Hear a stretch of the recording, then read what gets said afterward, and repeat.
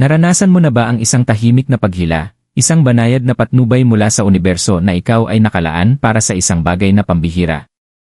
Aquarius, ang mga bituin ay bulong sa iyo, at ngayon, habang ang panahon ng Pasko ay bumabalot sa mundo ng liwanag, inihahanda ng universo na ibunyag ang kanyang lihim.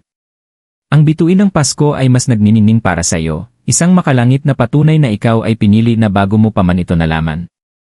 Bawat sandali ng pagtitiis, bawat tahimik na panalangin, bawat di nakikitang pagsisikap ay nagdala sa iyo sa puntong ito. Ngayong gabi, nag-aayon ang iyong tadhana, at ang patunay ng iyong piniling landas ay malapit nang magbigay liwanag sa iyong buhay sa mga paraan na hindi mo inaasahan. Aquarius, matagal mo nang nilakad ang isang landas na puno ng mga tanong, tahimik na pag-asa, at hindi nakikitang patnubay. Maaaring tila tahimik o tila walang malasakit ang mundo, ngunit ang universo ay hindi kailanman tumigil sa paggalaw para sa iyo. Bawat pagpili, bawat pag-aalinlangan, bawat sandali ng pagtitiis ay bahagi ng isang mas dakilang plano, isang plano na ngayon lamang unti-unting ipinapakita ang sarili. Habang binabalot ng panahon ng Pasko ang mundo sa banayad na liwanag, nagbabago ang enerhiya sa paligid mo, binubuksan ang mga pintong hindi mo alam na umiiral. Ang bituin ng Pasko, na nagniningning na may kaliwanagan at layunin, ay nagdadala ng mensahe na tanging para sa iyo, isang senyales na ikaw ay pinili bago mo pa man nakatagpo ang tadhana. Ngayong gabi, lumalakas ang mga bulong ng universo, tinatawagan ka na mapansin, magtiwala, at yakapin ang kamangha-manghang pagkakahanay na nagaganap. Dumating na ang oras para kilalanin ng iyong puso ang alam na ng iyong kaluluwa. Ang tahimik na paghihintay. Aquarius, dumating ang panahon na parabang huminto ang mundo para lamang sa iyo. Ang mga araw ay naglalaho sa gabi, at ang gabi sa araw, ngunit ang mga sagot na iyong hinahanap ay tila palaging abot tanaw ngunit hindi maaabot. Tahimik mong dinala ang iyong mga pag-asa, ininatan ang mga ito mula sa ingay sa paligid, pinoprotektahan ang iyong mga pangarap na parang marupok na mga bituin sa madilim na kalangitan. Maaaring hindi naintindihan ng iyong mga kaibigan ang lalim ng iyong pananabik, at ang mga estranghero ay hindi kailanman makikita ang mga tahimik mong panalangin na binulong sa hangin. Ngunit sa katahimikan na yon, may isang pambihirang bagay na nagaganap. Bawat paghinto, bawat sandali ng kawalang katiyakan, ay pag-ugnay ng mga di nakikitang sinulid na nagdudugtong sa iyo sa iyong tadhana. Pinanood ng universo na may matyagang mata, ginagabayan ka ng banayad, tinuturuan ng mga aral na mauunawaan lamang sa tamang panahon. Bawat pagkaantala ay hindi pagtanggi, ito ay paghahanda. Bawat tanong na walang sagot ay isang aral sa pagtitiwala. Sa mga tahimik na sandaling ito, natutunan mo ang tibay. Natutunan mong pakinggan ang banayad na bulong ng iyong intuisyon, mapansin ang mga palatandaan na iba ay hindi napapansin. Ramdam mo ang paghila ng tadhana, malambot ngunit matatag, na ginagabayan ka upang manatiling matiisin, upang patuloy na maniwala kahit tila walang malasakit ang mundo. At ngayon, habang tumataas ang enerhiya ng Pasko, nagtatapos na ang paghihintay. Ang mga tahimik na sandali ay hindi na sayang, ito ay isang paunang yugto tungo sa pagbubunyag. Nakaayos na ang entablado, Aquarius. Ang iyong pagtitiyaga, ang iyong matatag na pananampalataya, at ang iyong tahimik na tapang ay nagpakahanay sa universo upang direktang magsalita sa iyo. Ang patunay ng pagiging pinili ay mas malapit na kaysa kailanman, kumikislap tulad ng bituin sa abot tanaw, handang magbigay liwanag sa lahat ng iyong pinaghihintay. Mga palatandaan sa universo. Aquarius, napansin mo ba ang mga banayad na paraan kung paano ka kinakausap ng universo? Ang mga sandaling parabang aksidente lang, pagkakakilala sa isang tao na hindi sinasadya ngunit nagbigay ng gabay, pagtingin sa mga numero na umuulit sa isip mo, o pakikinig sa isang kanta na sumasalamin sa iyong damdamin, hindi ito kailanman basta-basta. Bawat detalye, bawat maliit na pagkakahanay, ay isang banayad na paalala na ang iyong landas ay ginagabayan at ikaw ay pinili. Minsan, tahimik ang mga palatandaan, isang balahibo na dahan-dahang dumadaloy sa iyong daraanan, kandila na kumikindat ng kakaiba, o bigla ang init sa puso kapag iniisip mo ang isang tao o bagay na may kahulugan. Ito ang mga bulong ng universo, nagsasabi sa iyo na magpansin, magtiwala, at kilalanin na ang iyong paglalakbay ay nagaganap ng eksakto kung paano ito dapat. Minsan naman, mas malakas ang boses ng universo. Isang biglaang oportunidad, isang mensahe mula sa malayo, isang pakiramdam na may malapit ng magbago, hindi ito simpleng aksidente. Ito ay mga kumpirmasyon, patunay na ang mga kosmikong puwersa sa paligid mo ay inaayos ang mga pangyayari para sa iyong kapakinabangan. Aquarius, pinapalakas ng panahon ng Pasko ang enerhiyang ito, inilalantad ang bawat sabayang pangyayari, bawat banayad na palatandaan, bawat sandali na maaaring hindi mo napansin noon. Kahit ang mga pattern sa iyong mga panaginip ay may kahulugan. Maaaring bumalik sa panaginip ang mga mukha, lugar, o sitwasyon mula sa nakaraan, paalala ng mga natutunang aral, hindi natapos na paglalakbay, o mga dinatupad na hangarin. Ang mga pangitain na ito ay hindi nilikha upang lituhin ka, ito ay mga gabay. Ipinapakita nila ang mga pagpipilian, inilalantad ang mga nakatagong katotohanan, at minsan, simpleng binubulong, nasa tamang landas ka. Ngayon, habang papalapit ang bituin ng Pasko sa kanyang buong liwanag, mas lumalakas ang mga palatandaan. Ang dating parang magkakalat na mga pahiwatig ay ngayon bumubuo ng malinaw na pattern, isang maliwanag na roadmap na direktang nagtuturo sa iyong layunin. Bawat kisap ng liwanag, bawat banayad na paalala, bawat hindi maipaliwanag na damdamin ay isang mensahe, ikaw ay pinili. Inihahanda ng universo ang lahat sa paligid mo, para sa sandaling ang patunay ay nagniningning ng malinaw sa harap ng iyong mga mata. Lumilitaw ang bituin ng Pasko. Aquarius, papalapit na ang sandali na matagal mo nang hinihintay. Ang kalangitan, na dati pamilyar at karaniwan, ay tila buhay na ngayon sa isang liwanag na hindi mo maaaring baliwalain. Isang bituin ang nagniningning ng higit sa lahat, isang gabay ng tadhana, naglalabas ng init, pag-asa, at malinaw na layunin. Hindi ito pangkaraniwang liwanag, ito ang bituin ng Pasko, isang makalangit na senyales na ikaw ay pinili bago mo pa man tanungin ang iyong landas. Dama mo ang enerhiya sa hangin, ang banayad na panginginig na tila sumasalamin sa mismong iyong kaluluwa. Umaalinggaw ito sa mga kalye, sumasayaw sa ibabaw ng mga bubong, at bumubulong sa mga puno. Maaari mo itong masulyapan sa mga mata ng estranghero o kumikislap sa mga palamuti na nagliliwanag sa bawat tahanan. Bawat kislap ay isang mensahe, ang iyong pagtitiis, tibay, at matatag na pananampalataya ay kinikilala ng mga puwersang lampas sa pangunawa. Ang bituin ay hindi lamang nagliliwanag sa kalangitan, pinapaliwanag nito ang iyong buhay. Ang mga alaala ng iyong tahimik na pakikibaka, mga sandali ng pag-aalinlangan, at mga panahon ng di nakikitang pagsisikap ay biglang nagkakaroon ng kahulugan. Hindi ito nasayang. Bawat hakbang, bawat paghinto, bawat tahimik na panalangin, ay mahalagang bahagi ng pagkakahanay na ito. Aquarius, matagal nang hinihintay ng universo ang perpektong sandali upang ipakita ang iyong katotohanan, at dumating na ang sandaling iyon.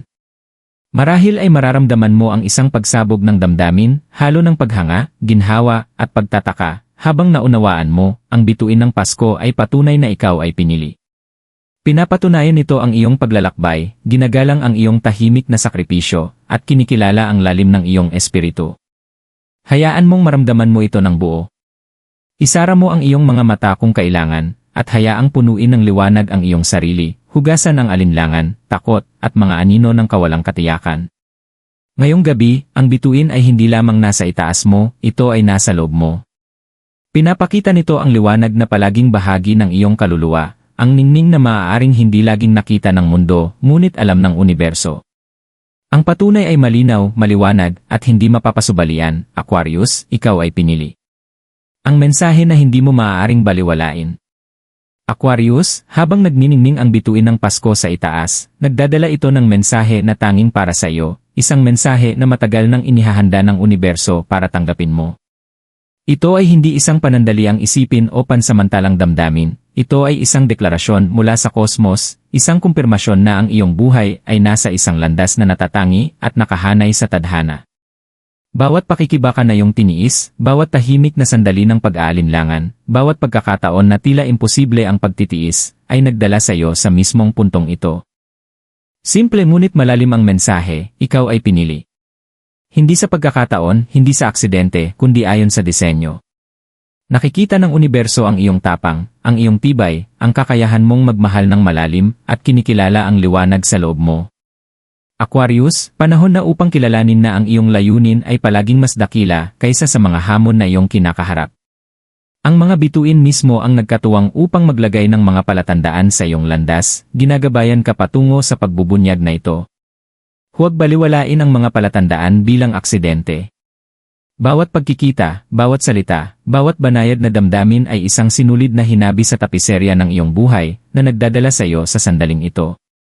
Nagsasalita ang universo sa pamamagitan ng mga sabayang pangyayari, sa pamamagitan ng banayad na paghila at tahimik na palatandaan, at ngayong gabi, pinapalakas ng bituin ng Pasko ang mga mensaheng ito. Maaaring maramdaman mo ang isang pagsabog ng damdamin, ginhawa, paghanga, at kahit takot, habang nagiging hindi maikakaila ang katotohanan. Ito ang iyong kumpirmasyon, Aquarius. Hindi ka kailanman nakalimutan. Hindi ka kailanman pinabayaan. Ang universo ay palaging gumagalaw para sa iyo, kahit na tila tahimik o walang malasakit ang mundo. Huminga ng malalim at hayaang maunawaan ang mensahe. Magtiwala sa di nakikita sapagkat hindi ka nito kailanman pinabayaan. Yakapin ang mga palatandaan, sundin ang gabay, at alamin na ang iyong paglalakbay ay banal.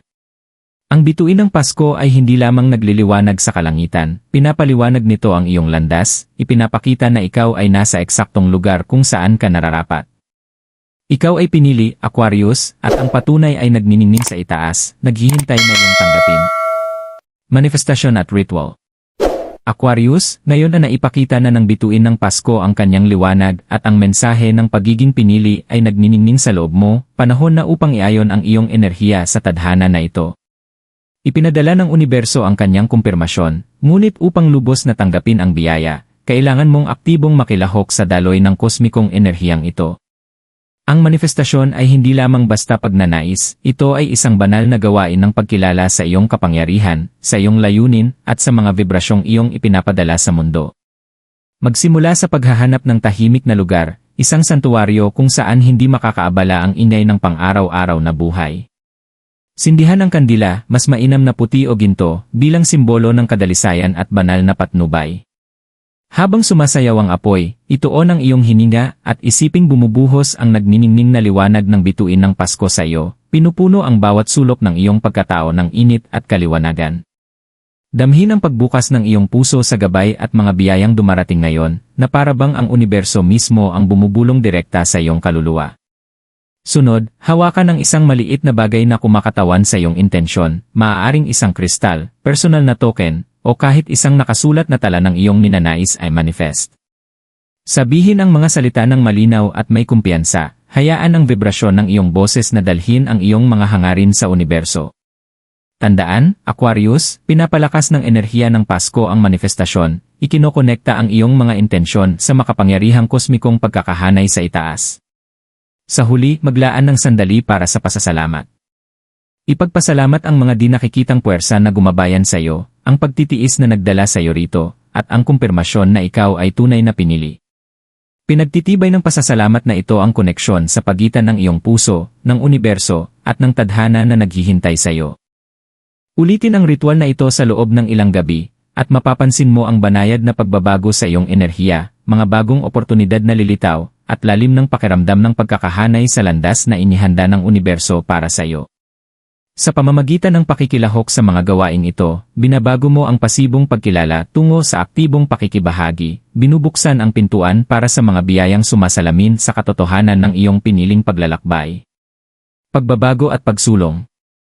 Aquarius, habang patuloy na nagniningning ang bituin ng Pasko at ang mensahe ng universo ay dumudulog sa iyong puso, nararamdaman mo ang pagbabago, isang banayad ngunit hindi mapapawalang bisang transformasyon na gumigising sa loob mo.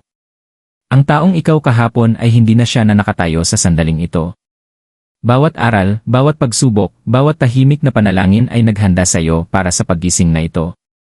Ang pagbabago ay hindi palaging malakas, madalas, dumarating ito ng banayad, tulad ng mahinahong liwanag ng bukang liwayway, ngunit ang epekto nito ay binabago ang lahat. Mapapansin mo ang kaliwanagan kung saan dati ay kalituhan, tapang kung saan dati ay pag-aalinlangan, at layunin kung saan dati ay kawalang katiyakan. Ang mga oportunidad na tila malayo o hindi maaabot ay magsisimulang mag-ayos ng natural, ginagabayan ng mga kosmikong enerhiya na ngayon ay nakahanay na sa iyong pabor.